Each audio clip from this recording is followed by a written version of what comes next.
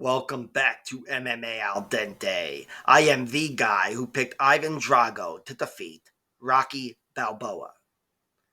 I thought that fight was going to come down to height and reach. I didn't see past height and reach, and instead it was about the one trait that you cannot measure, and that's heart. So I botched that one, but I'm here to talk about Melissa Gatto versus Victoria Dudakova. Victoria Dudakova is 8-0 as a pro, 25 years old, and she's giving up 2 inches of reach to 28-year-old Melissa Gatto, who is 8-2 as a pro. I should mention at the top that Victoria Dudakova is moving up in weight. She missed weight by half a pound in her last fight, her win over Jinyu Fry, otherwise known as Jinyu Frey. And I don't think she's doing this at gunpoint because she only missed weight by half a pound. Maybe she got a warning or whatever, but I'm thinking this was in the cards for her anyway. This was in the plans to move up in weight, and she's doing so here at 25 years old. But she is undefeated, 8-0. Very pretty record. She's got 2 knockouts, 4 submissions, and 2 decisions, which is exactly how Melissa Gatto's record breaks down, her wins anyway. And they've each got 1 injury in one of their 2 TKO wins. The Melissa Gatto one was a little more legit over Victoria Leonardo because she broke her arm with a head kick. But Victoria Dudakova injured Estela Nunes, taking her down. Estela posted like Shogun Hua and broke her arm. So there's that. But still, both girls have 5 finishes in their 7 legit wins. They are much more potent finishers than the average female, and I'm sure the average strawweight. But they're good finishers. Victoria Dudakova does have 4 subs, 3 of them by rear naked choke, and 1 I think is an armbar. And even though she hasn't beaten such great fighters, where her best win is Jinyu Fry, she's still beaten some decent fighters on the regional scene. And again, she's finished all of them. Her 2 decision wins come in her last 2 wins, aside from the Estela Nunes injury. But she beat Maria Silva on the Contender Series and Jinyu Frey in her last fight. And I thought it was good for her because she was tested in both these fights. I thought she lost round 2 in both those fights. Jinyu Frey took her down, and Maria Silva took her down and mounted her. But in the end, she looked certainly competitive, and I thought better down the stretch in round 3. Was generally keeping herself up and generally outworking both of her opponents. So that was a good look for her to get her 2 decision wins at the highest level. But here, she's fighting another high-level girl, but again, this is a bigger girl, Melissa Gatto.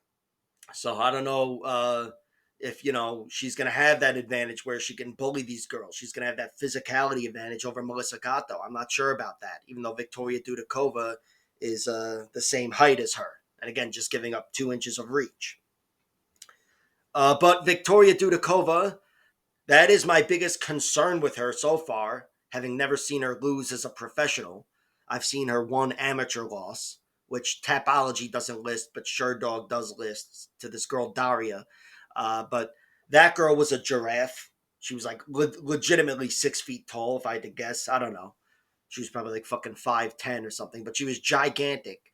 And Victoria Dudakova was pulling guard in that fight and getting bullied around by her generally because she's such a bigger girl, but conceding top position and working arm bars and things like she does. But, just a bad look. You don't want to be too comfortable on the ground, and you don't want to have to learn that lesson in your first professional loss because it's a lesson you should already know getting into the UFC. You don't want to be hanging out on the ground too much, unless you're Ronda Rousey. Then go ahead and pull guard. But not everybody's Ronda Rousey. But that's what I thought was haunting her in the Jinyu Fry fight. In the second round, I thought she was going to lose that fight because she was accepting the bottom too much and thought she would just, start attacking with arm bars and triangles against somebody on the regional scene. That might have been the wise move. But at the UFC level where everybody's got this, whatever, I don't know what the average is. I'm sure it says at least a purple belt. You probably don't want to play that game, the grappling game from the bottom. And now is the part where I take all of that away. Everything I just said is bullshit, to paraphrase my cousin Vinny. Because Melissa Gatto I mean, I can't say she look, her two losses are because she was grounded and she was put on her back. But I will say Melissa Gatto is a girl whose offense I trust from the bottom. I think she's a very good submission artist. Still, I can't say take everything away. She's better off not fighting off her back. I mean, she is coming off of two losses where she lost to physical girls and stronger wrestlers, Ariane Lipsky and Melissa Gatto. And she is Melissa Gatto. And Tracy Cortez. But she is very dangerous, and I'd say she's more dangerous than Victoria Dudakova on the ground. And like a lot of females, I think she'd prefer to be on her back, where she can work her more offensive jujitsu. But either way, on top, on the bottom, I think Melissa Gatto is the bigger submission threat here. She's much more proven. And on the feet, I think she's no slouch at all on the feet. She's shown danger, just like Dudakova. She got a nice knockout over Sajara Eubanks, stabbed her in the body in the third round, and got her out of there deep into the fight. And she also broke the arm of Victoria Leonardo with a head kick. But she's also fighting a Victoria here in this fight. So you got to keep that in mind and factor that into your analysis. But look, Melissa Gatto, she's been plagued by this bottom position thing too. Her last two losses, even this draw she had against this girl Saidi Rocha, she was working from the bottom, and it was a very close fight. But she certainly conceded top position to a more physical fighter, and I think that is her biggest detriment as a fighter. But here she's fighting a girl who's moving up in weight. So I don't think that's going to be as big a factor. And again, even if Victoria does get her to the ground, I don't think she's proven herself as a grappler to hang with Melissa Gatto, the girl that Kimura'd Carol Hossa in round one. Carol Hossa ripped her to the mat a few times, and she locked up a Kimura and just wrenched it, got her out of there. She's a very dangerous girl. And I could see this one going either way because they both. I've never seen Victoria defeated as a pro. Again, I've seen her one amateur defeat, and they both have bad habits that can cost them at the UFC level. But don't give me this on the one hand and on the other hand. All right.